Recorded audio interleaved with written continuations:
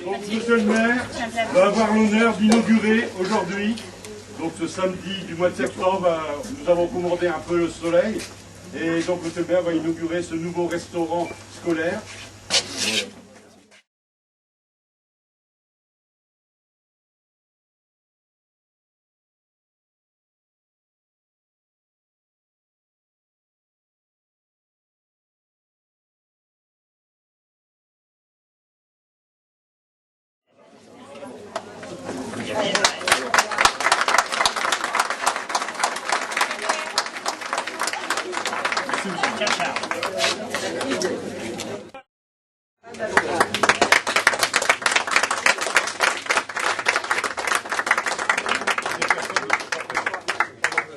Chauffé qui est à l'étage, n'hésite pas.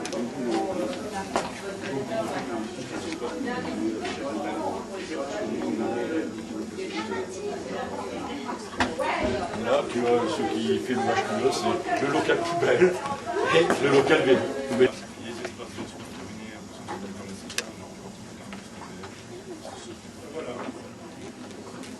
Le restaurant scolaire au pain d'Alouette est maintenant inauguré. Il nous faut passer au discours avant le buffet. Et on va vous expliquer un peu ce qu'est le pain d'Alouette. Et monsieur le maire vous retracera un peu l'historique de ce projet. Alors monsieur le maire, les vice-présidents du conseil général, monsieur le député maire, mesdames, messieurs les membres du conseil municipal, mesdames, messieurs les représentants des associations locales, mesdames, messieurs les directrices et directeurs des écoles publiques d'Eureux, mesdames, messieurs les maires adjoints et conseillers municipaux des communes voisines, mesdames, messieurs les riverains de ce chantier, monsieur le maire en reparlera, mesdames, messieurs les représentants des entreprises, mesdemoiselles, mesdames, messieurs. Avant de passer la parole aux différents intervenants, je souhaite vous apporter quelques précisions sur la dénomination de notre restaurant au pain d'Alouette, fait partie de notre histoire et de l'histoire des gens du Nord, les ch'tis. Tous ceux qui ont connu l'ère du charbon, de près, et qui ont vécu à l'ombre des terrils, racontent la même délicieuse petite histoire.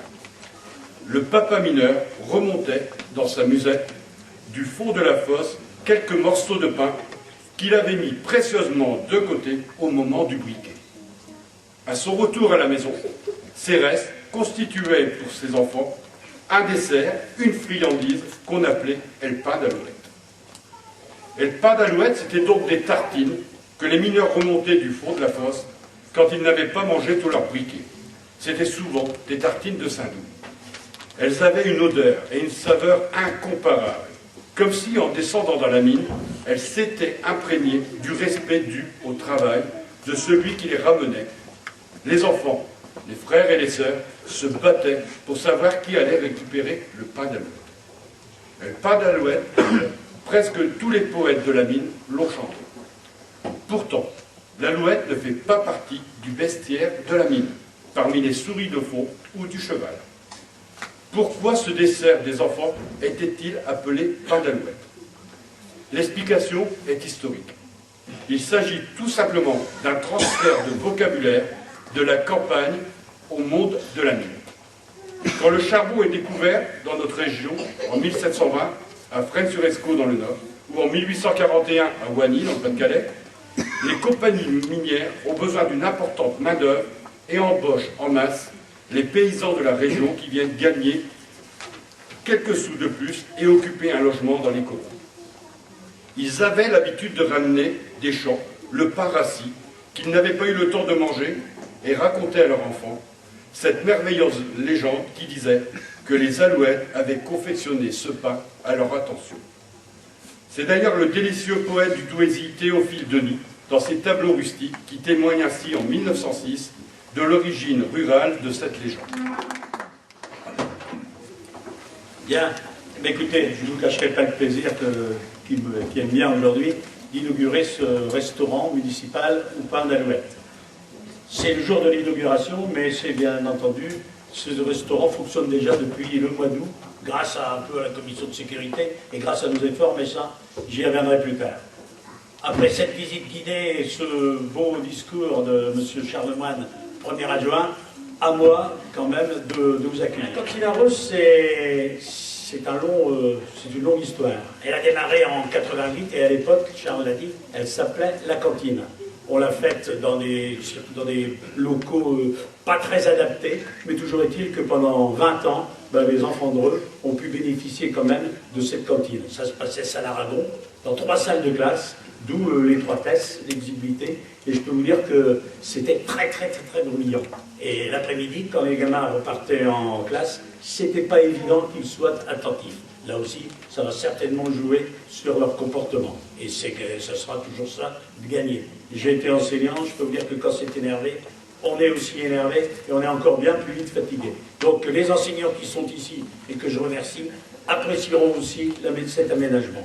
Alors cette cantine, je l'ai dit là-bas, il y avait le problème de bruit, et puis il y avait aussi une autre façon de procéder.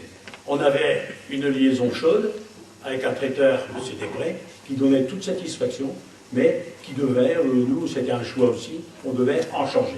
Donc la réflexion a porté très vite sur cet aménagement. Et elle a porté très vite dès la fin de la Saint-Sauveur. Charles l'a dit, et monsieur le député me le disait pendant cette visite guidée, guidée par monsieur Lemoine, et bien expliquée, je pense, mais demain vous aurez tout ce que vous voudrez comme renseignement. Monsieur le député me disait que la Saint-Sauveur était vraiment un aménagement à montrer, et parce qu'on est parti d'une ruine. Merci Denis Lemaitre, bien sûr, entre nous, parce que monsieur Denis Lemaitre, qui nous a légué pas mal d'argent, nous a légué beaucoup de travail, mais ça, on n'a pas peur, on s'est retroussé nos manches, et on s'est travaillé, par eux. Et grâce à Denis Lemaitre, on a donc installé ou aménagé cette Saint-Sauveur. Je peux vous dire qu'elle fonctionne. Il y a ici dans la salle les gens qui y sont journellement. Je peux vous dire qu'elle fonctionne et qu'elle fonctionne bien, et que les jeunes gamins de Dreux et les gamines se sont appropriés. 4 ans pour aboutir à cette réalisation et pour être aujourd'hui, pour vous accueillir aujourd'hui. Avec beaucoup de rigueur, on réussit quand même de belles choses. Je vais vous parler des subventions. Et c'est là que je vais un peu vider mon sac et vous parler de mes regrets. Les subventions, elles ont été rares, très rares, trop rares.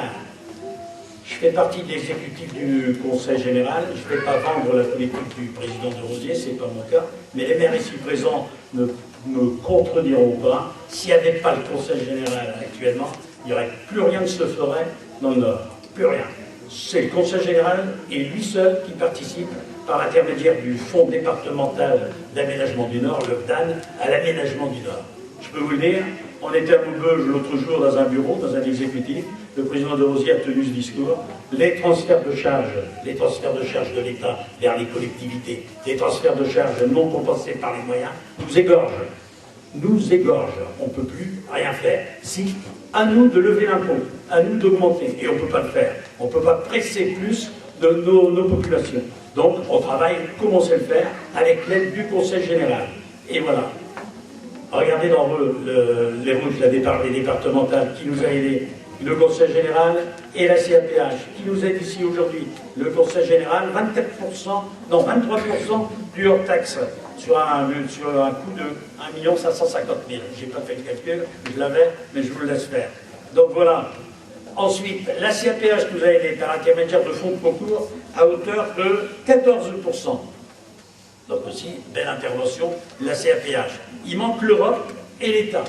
Dommage, monsieur le sous-préfet n'est pas là. Je ne sais pas s'il m'aurait répondu. Bien sûr, il sait rebondir. Mais là, il n'aurait, je ne pense pas, rebondir très haut. Parce qu'il n'y a plus de sous dans la caisse.